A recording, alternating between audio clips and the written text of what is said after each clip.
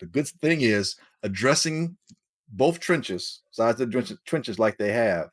The Bears have opened up their possibilities when it comes to who and what they may take in the first round, maybe even giving a possibility of trading down and acquiring a few more picks.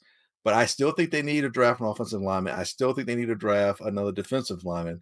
I think they need to draft a slot receiver, and I think they need to consider a running back as well as a safety backup for the Brisker, who Brisker, we had don't an know. injury, Yeah, and yeah. that's a serious injury.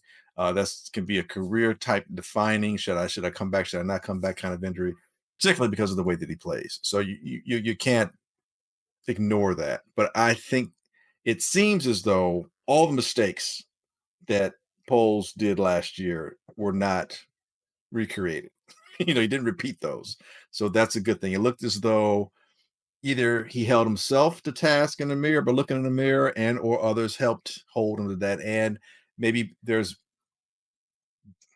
better influential minds that are at House Hall now than they were before. I know you mentioned you're concerned about Jackson, and I get it, but I think that particular acquisition had a lot to do with Ben Johnson, and I think if Ben is comfortable with what this guy can do, I feel a little bit better about that because he's at least a known quantity to someone, and someone that's worked. Like Nate Davis wasn't a known commodity to anybody here. It was just, we trusted Poles picking offensive linemen, blah And, blah blah. and we were Here thirsty for a lineman. and we were thirsty for one. But here it seems as though the acquisition was made, and again, the price was, 6 round, like you said. It was made based off of a relationship and an understanding, and something that can pay dividends. Uh, Even if he's injured, keep in mind, or if he's in and out, he's still his understanding. I'm talking about Jackson.